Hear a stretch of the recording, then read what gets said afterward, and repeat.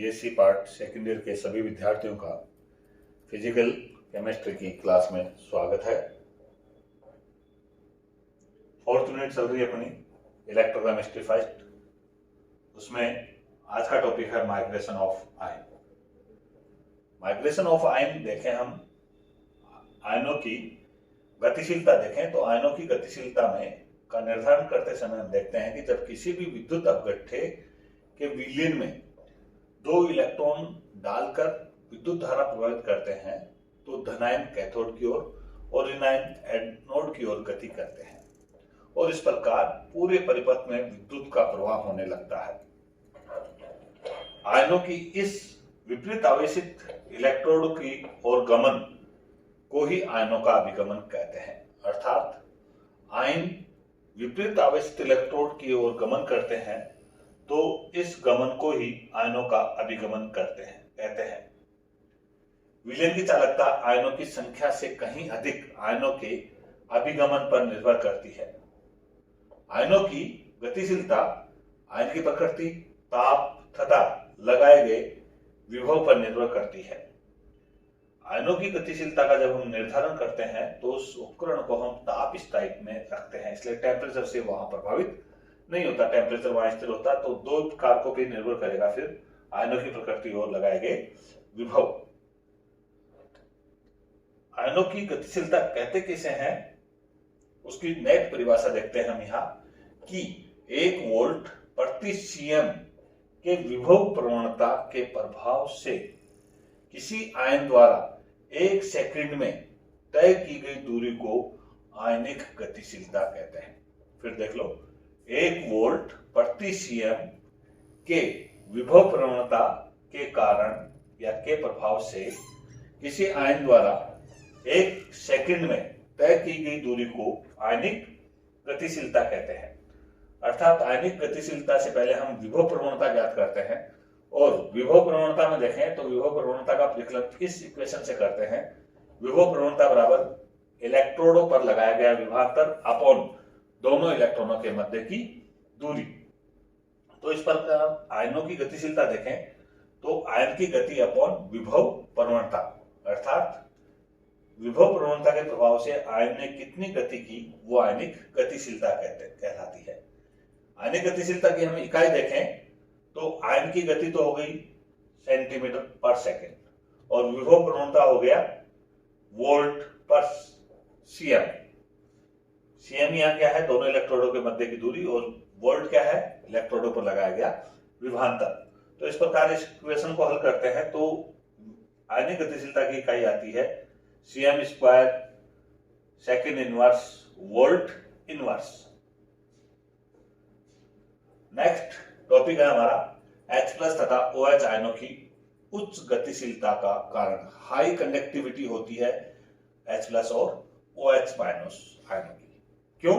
इसका कारण यह होता है कि अन्य आयन तो जितने भी अन्य आयन हैं इन दोनों के अतिरिक्त वो श्यानता के विरोध में विद्युत धारा के प्रभाव से गति करते हैं, जबकि H+ और OH- आयन जल के एक अणु से दूसरे अणु की ओर छलांग लगाकर गमन करते हैं। यहां इन दोनों H+ और OH- आयनों को श्यानता के विरोध में गति नहीं करनी पड़ती। क्या करते हैं, ये एक अणु से जल के एक अणु से दूसरे अणु की ओर छलांग लगाते हुए गति करते हैं। कैसे? सबसे पहले हम H+ आयनों की गतिशीलता को दर्शाते हैं तो एक डायग्राम दिया गया है, इसमें देखो A B C 3 स्थितियां हैं। फर्स्ट स्थिति में प्रोटॉन H+ आयन जल के साथ जुड़कर एक धनायन बना लेता है और ये फिर कैथोड की ओर गति करता है। तो देखो यहाँ पहली स्थिति में ए स्थिति में यहाँ H+ आयन है, फिर ये क्या करेगा, ये जो आयन है धनायन वो अपने समीपवर्ती जल के अणु को H+ आयन दे देगा, प्रोटॉन दे देगा। तो स्थिति सेकंड बी बनेगी। और थर्ड स्थिति सी में देखें तो फिर पुनः ये जो आयन है वो अपने प्रोटॉन को समीपवर्ती आयन को दे देगा। इस प्रकार यहाँ H+ आयन छलांग लगाते हुए गति कर रहे हैं। एनोड के पास जल का एक प्रोटोनेटेड अणु है जो हाइड्रोनियम आयन के रूप में होता है। यदि यह आयन अपने एक प्रोटॉन को अगले जल के अणु को दे देता है तो स्थिति बी प्राप्त होती है, और पुनः अगर वो दूसरा बना हुआ हाइड्रोनियम आयन एक प्रोटॉन को अपने समीपवर्ती आयन को देता है तो तीसरी स्थिति सी प्राप्त होती है। इस प्रकार प्रोटॉन कैथोड के समीप वाले अणु पर पहुंच जाता है। अतः इस विधि के अनुसार एक प्रोटॉन बड़े आसानी से एक जल के अणु से दूसरे जल के अणु की ओर गति करता हुआ H+ आयनों के रूप में गति करता हुआ कैथोड की ओर पहुंच जाता है। इसी कारण H+ आयनों की चालकता बहुत अधिक होती है। इसी प्रकार हम देखें OH- आयनों की गतिशीलता, तो हाइड्रोक्साइड आयनों की गति भी H+ आयन के समान ही होती है, लेकिन इनमें क्या होता है, इनमें सबसे पहले हाइड्रोक्साइड आयन अपने से अगले जल के अणु से एक प्रोटॉन ग्रहण करके उदासीन अणु के रूप में परिवर्तित हो जाता है, और जिस जल के अणु से प्रोटॉन ग्रहण करता है वो जल का अणु हाइड्रोक्साइड आयन में बदल जाता है, और पुनः फिर ये बना हाइड्रोक्साइड आयन अपने समीपवर्ती जल के अणु से प्रोटॉन ग्रहण करके जल के अणु में परिवर्तित हो जाता है।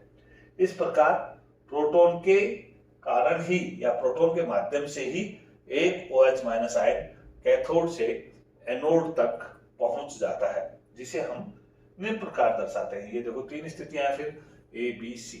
यहाँ ये हाइड्रोक्साइड आयन कैथोड की ओर है, समीपवर्ती इस अणु से जैसे ही ये प्रोटॉन ग्रहण करता है स्थिति बी प्राप्त होती है।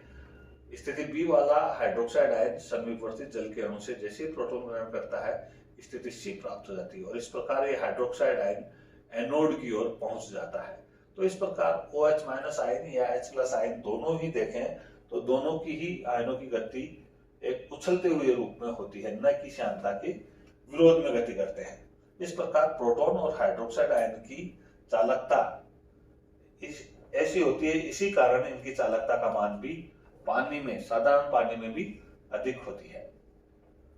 आयनों का विगमन या गतिशीलता दर्शाने के लिए नाइस के द्वारा एक प्रयोग दर्शाया गया। उसमें नाइस के प्रयोग में हम एक यू नली लेते हैं और यू नली का 3/4 भाग एगार विलियन के द्वारा भर देते हैं। उसमें थोड़ा सा KCl डालते हैं और फिनोफ्थलीन डालते हैं। KCl डालने से क्या होगा, विलियन की चालकता बढ़ती है।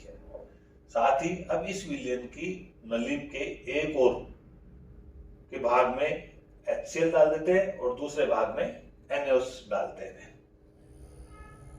विलियन में फिनोफ्थलीन होने के कारण HCl वाला जो बायां भाग है वो भुजा रंगहीन रहती है, और जो राइट हैंड है जिसमें हमने NaOH डाला है वो गुलाबी हो जाती है। अब इसको हम ठंडा कर लेते हैं। देखो ये हमने यू नली ली और इसमें पहले एगार डाला, उसमें KCl डाला और फिनोफ्थलीन डाला, और फिर इसके एक भाग में जो लेफ्ट हैंड है उसमें OH और राइट हैंड में है वो NaOH डाला। फिनोफ्थलीन पहले ही है तो NaOH डालने के कारण ये भाग गुलाबी हो जाता है और ये रंगहीन ही रहता है। अब इस पर सूख जाने के बाद यहाँ कार्बन का चूर्ण डाल देते हैं तो सतह अलग अलग दिखाई देती है। अब जो HCl वाला भाग था उसमें तो हमने NaOH डाला, और जो NaOH वाला भाग था यानी राइट हैंड उसमें हमने HCl और क्यूप्रिक क्लोराइड डालते हैं। इसके बाद में इसमें हम एनोड लगा देते हैं और इसमें हम कैथोड लगा देते हैं और विद्युत धारा प्रभावित करते हैं। विद्युत धारा प्रभावित करने के कारण यहाँ आयनन क्रिया होती है, विद्युत अपघटन होता है, तो इसमें H+ और क्यूप्रिक आयन बनते हैं Cu+2। इसमें Na+ आयन और OH- आयन बनते हैं। जैसे विद्युत धारा प्रभावित करते हैं तो H+ आयन और क्यूप्रिक आयन दोनों कैथोड की ओर गति करते हैं तो यहाँ आगे की ओर H+ आयनों की गतिशीलता अधिक है, इसलिए ये जैसे ही H+ आयन इस गुलाबी भाग के संपर्क में आएंगे इसको रंगहीन कर देंगे, लेकिन क्यूप्रिक आयन जैसे इसके संपर्क में आएंगे इसको नीला कर देंगे। तो यहाँ रंगहीन भाग आगे आगे और नीला भाग पीछे पीछे गति करता है। इससे ये सिद्ध होता है कि H+ आयनों की गतिशीलता क्यूप्रिक प्लस आयनों से अधिक है। जैसे जैसे कैथोड की ओर गति करते हैं ये प्रोसेस चलता रहता है। दूसरी तरफ देखें इस बाएं भाग में या NaOH वाले भाग में, तो यहाँ विद्युत धारा प्रभावित होने से आयनन होगा, OH- आयन बनते हैं। OH- आयन जैसे ही इस रंगहीन भाग के संपर्क में आएंगे ये भाग गुलाबी होता जाएगा, और जैसे जैसे क्योंकि ये OH- एनोड की ओर गति करेंगे इसलिए ये भाग पूरा गुलाबी होता जाएगा। इससे हमें ये सिद्ध हो रहा है कि आयन गति करते हैं कैसे, अपने से विपरीत आवेशित इलेक्ट्रोड की ओर। ये सारा इसमें लिखा हुआ है। और इस प्रकार देखें कि यदि किसी भी आयन पर ई वोल्ट पर मीटर का विभव लगाते हैं तो वह टी सेकंड में एक्स मीटर की दूरी तय करता है। तो उस आयन की गतिशीलता क्या होगी? गतिशीलता अपॉन तय की गई दूरी, कितनी दूरी की थी तय की? एक्स अपॉन इसका विभव कितना हुआ? E T. तो ये गतिशीलता क्या होगी? यू प्लस माइनस यानी या तो धनायन की या ऋणायन की equal to x upon t. E क्या है? यहाँ वोल्ट पर मीटर है, तो इसकी इकाई क्या होगी? Metre square. और ये सेकंड इनवर्स, ये वोल्ट इनवर्स, ये इसकी इकाई होगी। इस प्रकार नाइस के द्वारा ये प्रयोग किया गया और गतिशीलता दर्शाई उसने किसकी? H प्लस आयन की, OH माइनस आयन की और क्यूप्लिक आयन की। अगला टॉपिक है कोलराउस का नियम। कोलराउस ने यह कहा कि हम जब अनंत अनुता पर किसी भी पदार्थ का वियोजन करते हैं तो उस पदार्थ की मोलर चालकता का मान प्रत्येक आयन का एक निश्चित योगदान होता है। अर्थात जो भी हम पदार्थ ले रहे हैं उसका वियोजन करें या उसका वियोजन पूर्ण हो जाता है तो पदार्थ की मोलर चालकता के मान में प्रत्येक आयन का एक निश्चित योगदान होता है, जो केवल उस आयन की प्रकृति पर निर्भर करता है। इस बात पर निर्भर नहीं करता कि उससे संबंधित दूसरे आयन की प्रकृति क्या है। और अनंत अनुता पर किसी पदार्थ की तुल्यांक की चालकता का मान उसके दोनों आयनों की चालकताओं के योग के बराबर होता है। अर्थात तुल्यांक की चालकता अनंत अनुता पर क्या होगी? Lambda 0 equal to lambda plus 0 plus lambda minus 0। ये क्या है? धनायन की आयनिक तुल्यांक की चालकता, ये ऋणायन की आयनिक तुल्यांक की चालकता अनंत अनुता पर। अनंत अनुता पर मोलर चालकता क्या हो जाएगी? Lambda m0 equal to v plus lambda plus 0 plus lambda minus nu minus 0, जहां न्यू प्लस और न्यू माइनस क्या है? क्रम से धनायन और ऋणायनों की संख्या है। ये धनायन की संख्या, ये ऋणायनों की संख्या। अगला टॉपिक है आयनिक गतिशीलता व आयनिक चालकता। किसी भी धनायन या ऋणायन की आयनिक चालकता उसकी आयनिक गतिशीलता के समानुपाती होती है। अर्थात लैम्डा प्लस या lambda minus proportional to u plus 0 या यू माइनस 0। ये क्या है? इनकी गतिशीलता है। ये क्या है? इनकी चालकता है। तो आयनिक चालकता क्या हो जाएगी? लैम्डा प्लस 0 इक्वल टू के यूटी 0 या लैम्डा माइनस 0 इक्वल टू के यूटी प्लस 0। यहाँ ये देखें के क्या है? यहाँ स्थिरांक है। यू प्लस या यू माइनस क्या है? ऋणायन या धनायन की गतिशीलता है। लैम्डा प्लस या लैम्डा माइनस क्या है? आयनिक चालकता है। यू प्लस धनायन की गतिशीलता अनंत अनुता पर, ये अनंत अनुता पर ऋणायन की गतिशीलता। के क्या है? स्थिरांक है जिसका मान 1 कूलम होता है, अर्थात 493 कूलम होता है, 1 फैराडे। अतः आयनिक गतिशीलता क्या हो जाएगी? आयनिक चालकता अपॉन फैराडे। इसी समीकरण से आयनिक गतिशीलता क्या हो जाएगी? आयनिक चालकता अपॉन फैराडे। आयनिक चालकता क्या है? लैम्डा 0, फैराडे क्या है? 96493 कूलम, ये कूलम। तो इस प्रकार समीकरण 5 से हम आयनिक गतिशीलता का निर्धारण कर सकते हैं। आज की क्लास में इतना ही। धन्यवाद। We meet tomorrow. इसकी पीडीएफ भी आपको उपलब्ध करवाई जा चुकी है। Thank you.